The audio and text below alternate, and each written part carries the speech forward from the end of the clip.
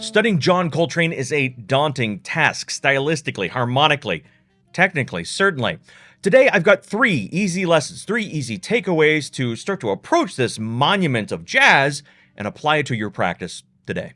First off, it's great to see you, Saxophone Academy, and Happy New Year. We're going to get back on a regular posting schedule this year, I promise. Now, today, we're going to address what I want to be the mantra for this year, less but better, starting with John Coltrane. So what we're going to do is take this monolith of musical masterpieces that he composed and recorded, and we're going to take a couple of ideas, 3 simple lessons taken from not an entire album, not an entire solo, not even an entire course, but 3 ideas from simply 2 phrases, the first 2 phrases on his solo from Mr. PC. Now, it's a minor blues in concert C. We're looking at the alto saxophone part here, which is going to put us in A minor. So let's listen to these first 2 phrases to hear what we're going to be studying.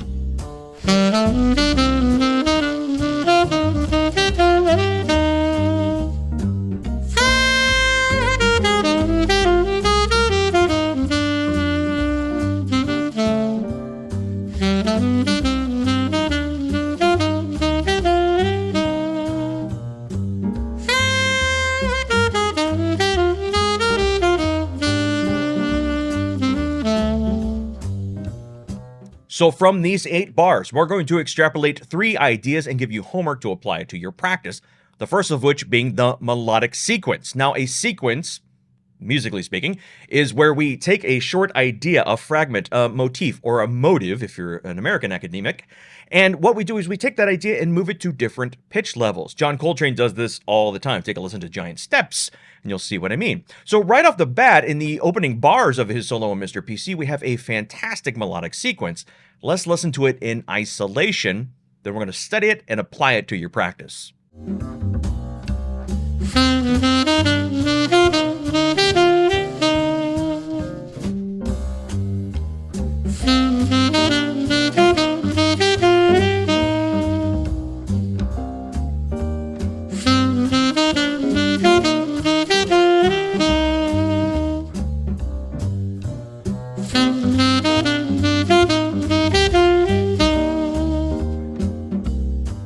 So I really like this shape, this melodic motive. So what we have is starting on the tonic, or the first scale degree. You may call it a root if you're a chord player. And we go down a half step, back up to that scale degree, leap up a third, down to the next scale tone. So this is a shape that we want to study. Remember, when we're studying jazz, we're not just learning the exact notes. This is an A, G sharp, A, C, B. No, don't think of it like that. Think of it as the shape in either scale degrees of, more importantly, the sound of that shape. So to get that in our ears, let's start with the scaffolding, the baseline of what's being ornamented in this sequence.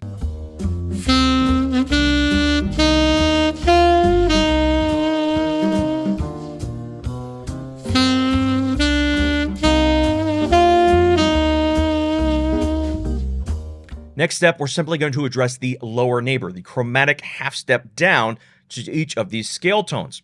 Technically, it's not that hard, but what we're trying to do is get the sound in our ears, isolate and slow it down enough that when we hear that sound, our fingers know what to do. We can't be having a translation step in our head of down a half step from whatever note we're playing. By the time we figure it out doing math in our head, the rhythm section's in another chorus.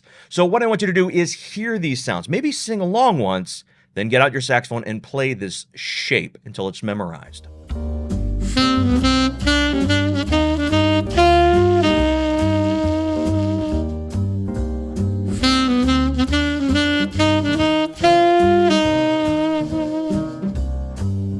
Next, we're going to address the leap up. It's a third. Sometimes in the sequence it's a minor third. Sometimes it's a major third, depending on which scale degree it moves to. And then down to the next scale tone. So let's isolate that, hear it, feel it, and get it under your fingers. But more importantly, get it in your ear. The shape of this sound.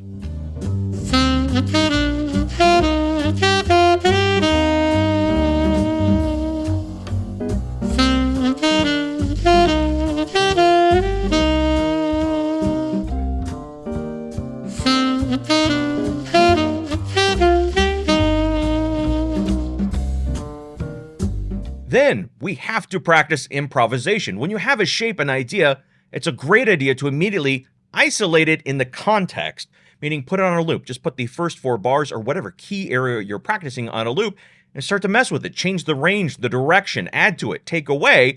We have to practice improvising. We have to practice expanding on these ideas, not just always trying to regurgitate them verbatim when we're performing live. That rarely seems to go well, for me at least.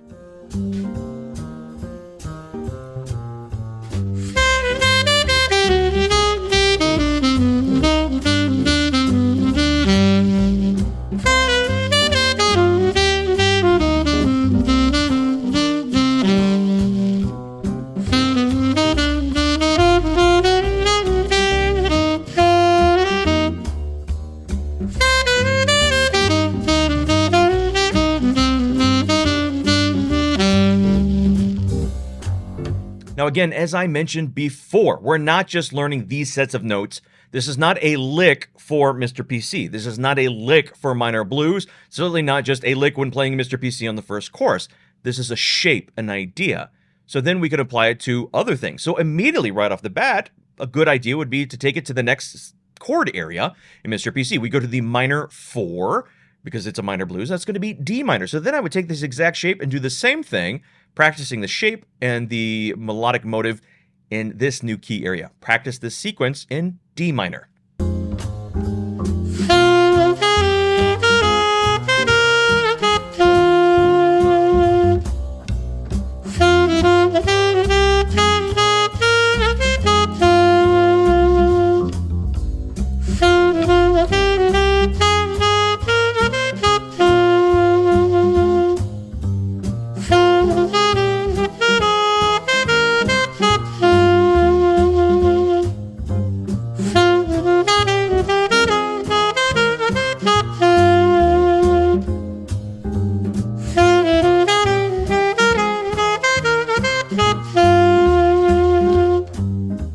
Lesson 2 that we're going to pull from this little chunk of a solo is the sound of the major 6. Now, bear with me. We're talking about the 6th scale degree, a major 6 away from that tonic of A. So in this case, it's going to be F sharp. Now, depending on how you think about minor keys or which scale you tend to lean to, you may think that's a strange note or not strange note at all. But I can tell you, most improvisers, most early improvisers, when they start playing the blues, they can fall into a rut known as the pentatonic prison. So when we see a minor blues, yes, the minor pentatonic will work beautifully over a lot of it. Interestingly enough, when we look at John Coltrane, we don't see a lot of unadorned pentatonic in this solo. The pentatonic scale can be great if we're using it as a stepping stone, but don't let it become a prison. So one of the great ways to break out of the sounds you may be overly relying on is start to isolate and really dig into specific colorations of the key area. In this instance, the major 6. So let's listen to these opening 8 bars again. I want you to focus on the sound, how cool it is, what an interesting color it is to land on that major 6 of the comb key area.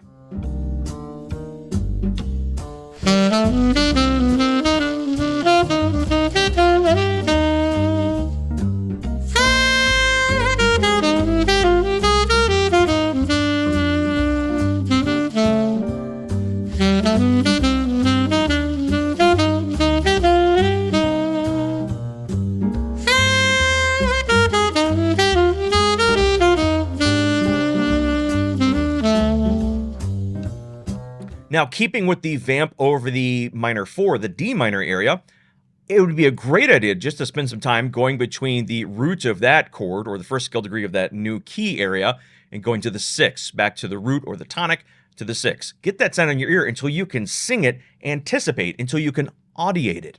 Audiation is the idea of hearing it in your head, having it drown out those voices telling you to burn things, and then being able to hear it in your head before you play it. Audiation is incredibly important to jazz improvisation. So when I'm playing that D, I'm playing the D, see if you can hear the B and sing it before I actually play it. Being able to anticipate in your mind what it's going to sound like is a key step that we need to train in jazz improvisation.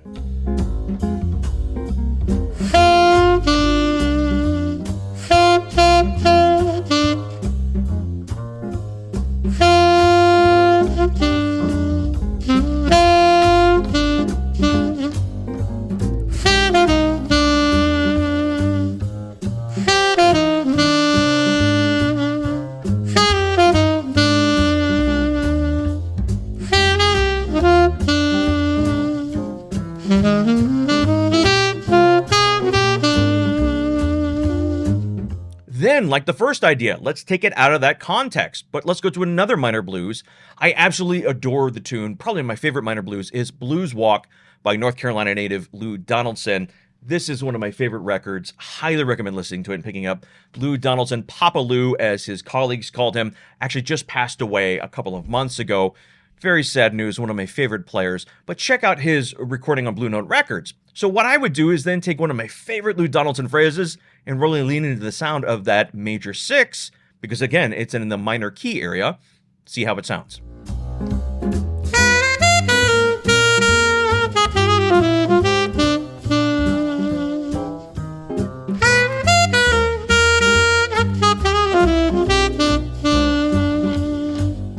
Third lesson for today is about phrasing, specifically getting out of the rut, like the pentatonic rut, of the 4-bar phrasing. Playing 4 bars, stopping, playing 4 bars, stopping, playing 4 bars, stopping. The masters don't do that. What they have is a little bit of anticipation of the next phrase, sometimes cadencing or ending the phrase, not waiting till the 4th bar.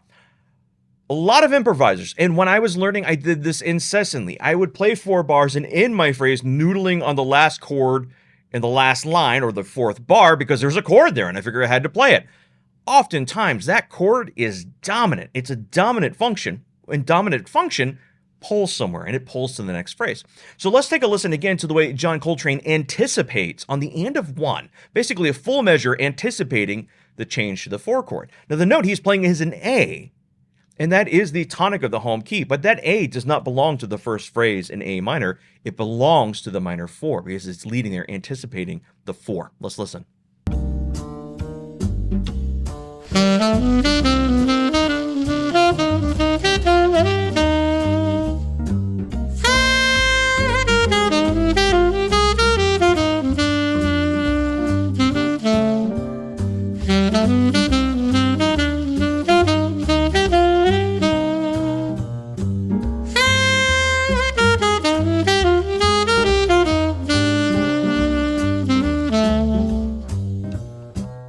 And when you listen to the masters, your favorite players, you're going to see that time and time again. Beginning improvisers, and believe me, I've walked this path myself, so I'm not judging, but beginning improvisers tend to play 2 bars, 2 bars, 2 bars, 2 bars, or as they grow, 4 bars stop, 4 bars stop, and then it can become very repetitive.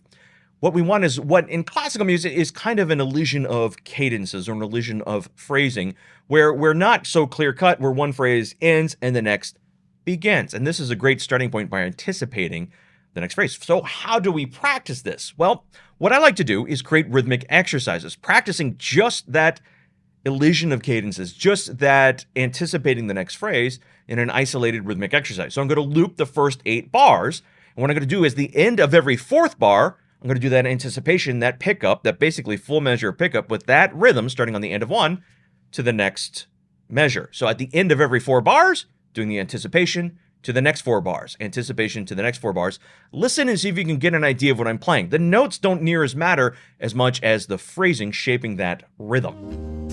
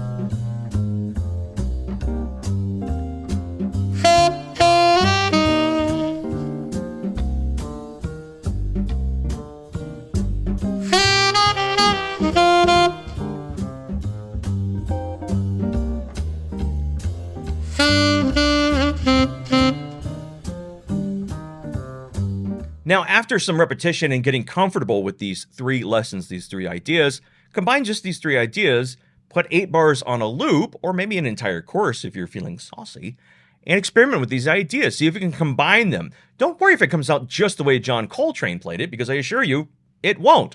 Not because you're never going to be great, but because John Coltrane was John Coltrane. We are different people. The Earth already had one John Coltrane. We need you making your art for you. So, using your voice, your sound, take these ideas, not just always mimicking John Coltrane. Imitation is a crucial aspect of improvisation and learning style, no doubt about it. But in addition to that, let's take these ideas, these concepts, and apply it to our own voice, our own improvisation. So just put on a loop and have some fun integrating these three ideas.